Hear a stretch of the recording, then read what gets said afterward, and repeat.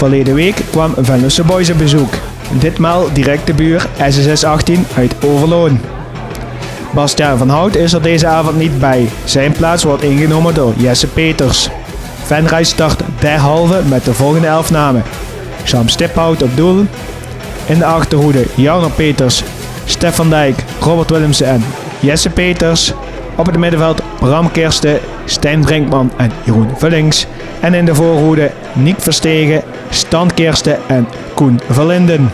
SSS 18 staat onder leiding van de Venrayse trainer Ruud Vermeer. En hij start met de volgende 11 namen. Thomas Massop op doel.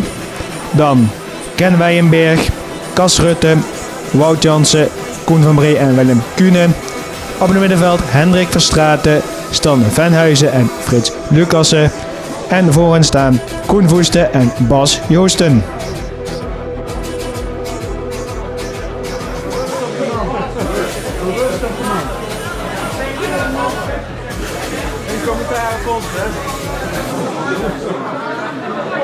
Venray verschijnt fris in de aftrap.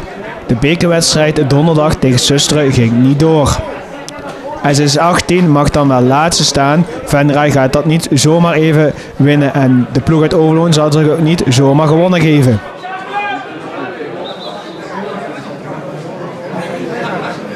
Als na 5 minuten dan Bram Kirsten al uitvalt, is dat een streep door de rekening van Venray.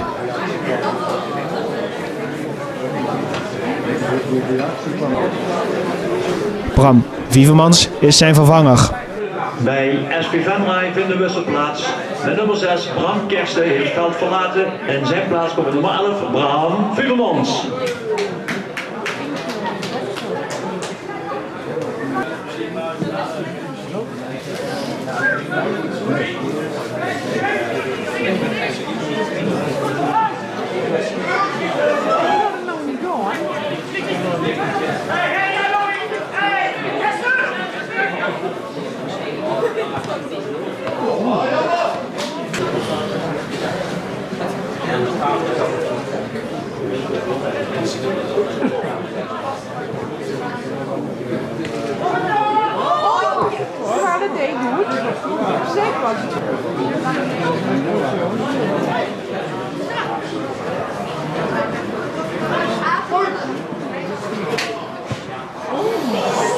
Doeltrap van Massop nadat Stan Kirsten de bal voorlangs heeft geschoten.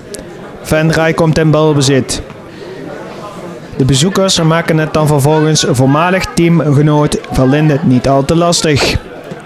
Verstegen brengt de bal naar Janne Peters en die speelt Vullings in. Jeroen Vullings met een 1-2 met Kirsten. Vullings ziet vervolgens een gaatje om het te proberen. Met een licht droge knal zet hij Venray op 1-0. 17 minuten op de klok. En dit is waar Venray op gehoopt heeft.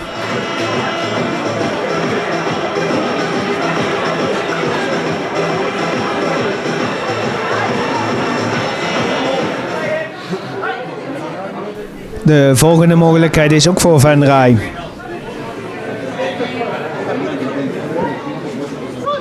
Verlinden speelt Verstegen aan en die ligt terug. Aanvoerder Brinkman haalt uit. Zijn schot raakt de paal. En in de rebound is het vervolgens Verlinden die Thomas Massop op zijn weg weet. Geen tweede treffer voor Venray.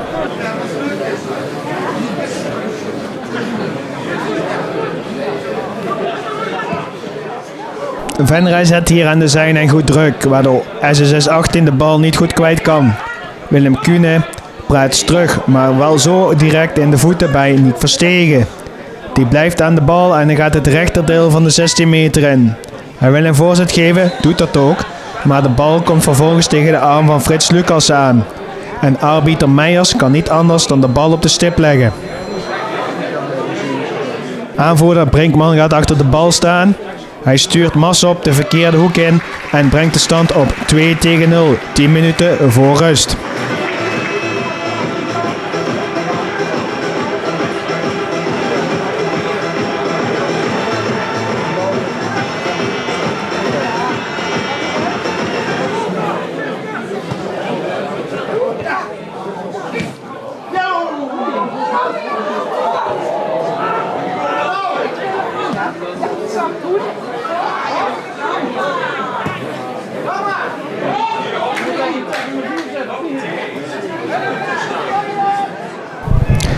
Het slotakkoord van de eerste helft is ook voor Venray.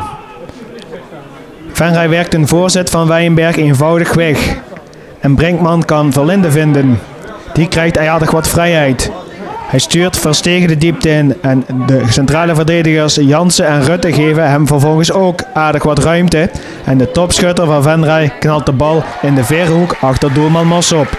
3-0 op slag van rust.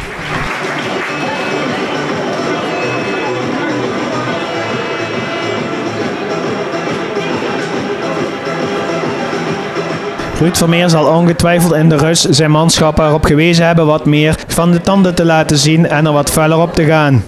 Dit resulteert in de tweede helft een beginfase die op de hand is van SSS 18.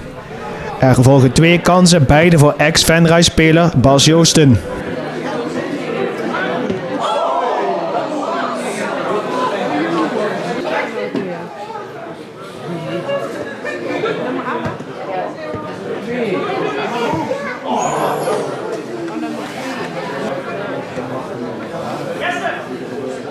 Na een goed kwartier is de daderdrang van SSS 18 wat afgezwakt en neemt Venray het initiatief weer over in deze wedstrijd.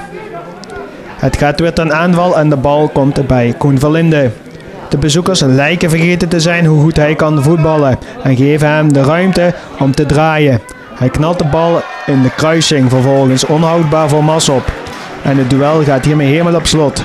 4-0 op 3/4 van de wedstrijd.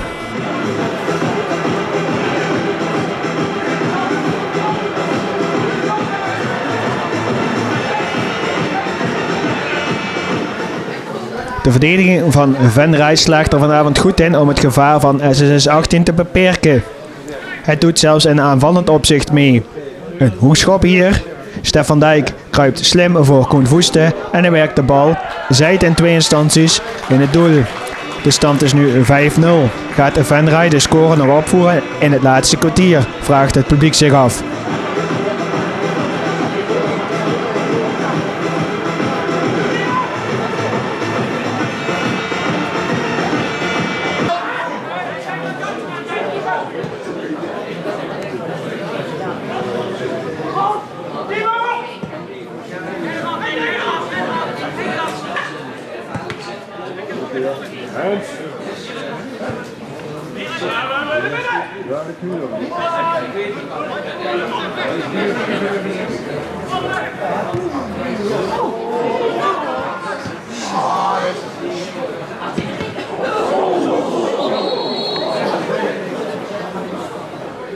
In het restant van de wedstrijd worden beide ploegen niet echt heel gevaarlijk meer.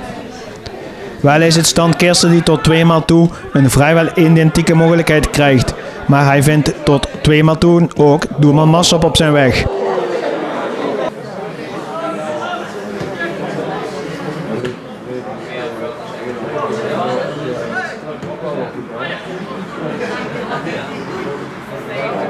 Nadat Van der Voort hier strak overschiet, besluit arbiter Meijers de wedstrijd tot een einde te brengen. Venray wint relatief eenvoudig met 5-0 vandaag tegen SSS 18. Komende donderdag Susteren voor de beker en dan de 2 belangrijke wedstrijden tegen de concurrenten op de ranglijst Hezen en Deurne. Hoe is het om vandaag tegen SSS 18 met 5-0 te winnen? Ja, lekker. Ja, we zitten nog steeds, staan nog steeds onderaan ergens. Dus ja, we hebben de punten gewoon hard nodig. Dus ja, met 5-0 dat geeft natuurlijk wel vertrouwen. Dan speelde je tegen de nummer laatst. Heb je uit 1-1 gespeeld. Had je nog angst dat je vandaag weer zo'n stuk zou lopen op Overloon? Nou, we weten wel dat het gewoon een lastige ploeg is. Zeker zolang het 0-0 blijft. En ja, als je voor rust met 3-0 voor staat, dan is dat wel lekker. En dan moet je het ook gewoon niet meer weggeven. En dat hebben we goed gedaan. Ja, ik denk over de hele wedstrijd gezien meer dan terecht. We hebben beter van het spel gehad de hele wedstrijd. En dat laat de uitslag ook al zien, denk ik. Ik vond de tweede helft, het begin dat jij wat meer te doen had. Ja, dat denk ik ook. Maar dan is het misschien toch iets lakser. En dat moet er dan wel uit. Maar we zetten het ook goed om. En scoorden nou ook weer snel de 4-0 en de 5-0. Dus ik denk dat we het daarna ook goed hersteld hebben. En inderdaad, wat ik zeg, die 4-5-0 die vallen dan redelijk snel. Dus. Overloon natuurlijk net wat minder. Je hebt daar een verleden. Is het dan vervelend? Ja, ik gun ze het beste, maar ja, vandaag natuurlijk niet. En ja, ik denk ook dat zij met een kleine club, klein dorpje, ja, is al ongelooflijk knap dat ze nu in de eerste klasse staan. En ja, misschien kunnen ze beter in de tweede klasse gaan voetballen. Dan kunnen ze wel wat potjes winnen en ja, net wat leuker denk ik. En nu is het doel volgende week Susteren. Ja, eerst donderdag Susteren. En dan hopen we de volgende ronde van de beker te halen. Als het dan strafschoppen wordt, Sam? Ja, dan moet ik er een aan te pakken. Hè. Dus dat komt goed.